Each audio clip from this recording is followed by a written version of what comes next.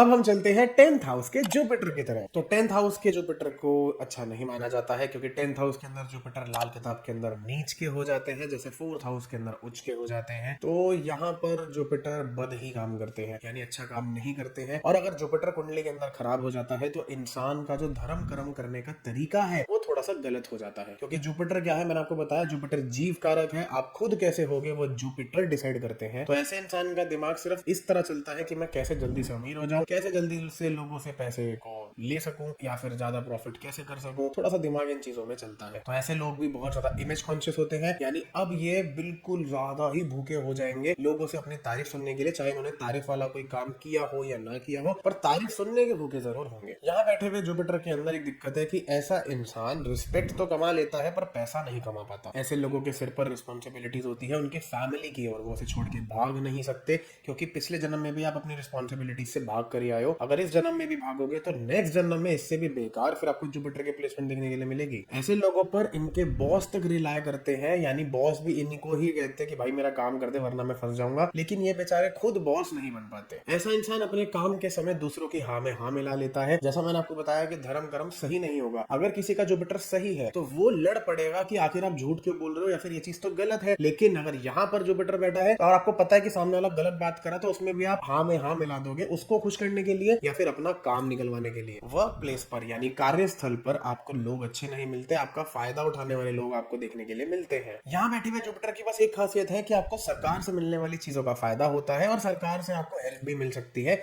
आपको मतलब एक चीज के लिए फिलअप भरना है फॉर्म या किसी चीज के लिए, और आपको वो चीज जल्दी मिल जाएगी एज कंपेयर टू अदर्स। ये लाइफ के अंदर आपको पल पल स्ट्रगल देता है। क्यों देता है? क्योंकि एक हीरा तभी हीरा बनता है जब उसे तराशा जाता है। ऐसे लोगों के पास भी नॉलेज होती है, लेकिन ये हर जगह अपनी नॉलेज का बखान करते हैं, यानी गाते रहते हैं खुद ही कि मेरे पास इस चीज की भी नॉलेज है, मेरे पास उस चीज की भी नॉलेज है। और ऐसे लोगों को ये लगता है कि इनसे ज्यादा समझदार इस पूरी दुनिया के अंदर कोई नहीं है। मतलब आप ये समझो, अगर आपके साथ कोई चीज हुई है और 10th हाउस जुपिटर वाले के साथ भी वो चीज ऑटोमेटिक हो जाएगी, चाहे उसे उससे कोई लेना देना ना हो। अगर आप कहीं पर गिर गए तो वो भी जरूर गिरा होगा, और आपसे गंदा गिरा होगा ऐसा उसको लगता है। तो उसको समझदार बनने की आदत के चक्कर में वो ज्यादा बड़ा बेवकूफ बन जाता है। ऐसे लोगों के अंदर जुनून बहुत ज्यादा होता है। गुरु क्या है? गुरु शांत प्लेनेट है, मैंने आपको बताया, लेकिन अब ये यहाँ पे नीच के हो गए, तो अब आपके अंदर शांति तो है नहीं, इसकी जगह उग्रता बहुत ज्यादा, यानी जुनून बहुत ज्यादा है। ऐसे इंसान को जब तक मेटीरियलिस्टिक थिंग्स नहीं मिलती तब तक ये उनके पीछे पागल रहता है, और जिस दिन इसे मेटीरियलिस्टिक थिंग्स मिल जाती है उसके बाद सब कुछ छोड़ छाड़ के लिबरेशन की तरफ चल पड़ेगा, यानी दुनिया ही एकदम छोड़ देगा, मोह माया ही त्याग देगा। यानी आपने 10 साल मेहनत करी चीजें पाने के लिए, और 10 दिन भी आपने उन चीजों को यूज नहीं करा, आप एकदम चीजें मिलते हैं लिबरेशन की तरफ हो गए, चीजों को त्याग दिया आपने। मतलब आपको सिर्फ पाना था, उन चीजों को यूज नहीं करना था।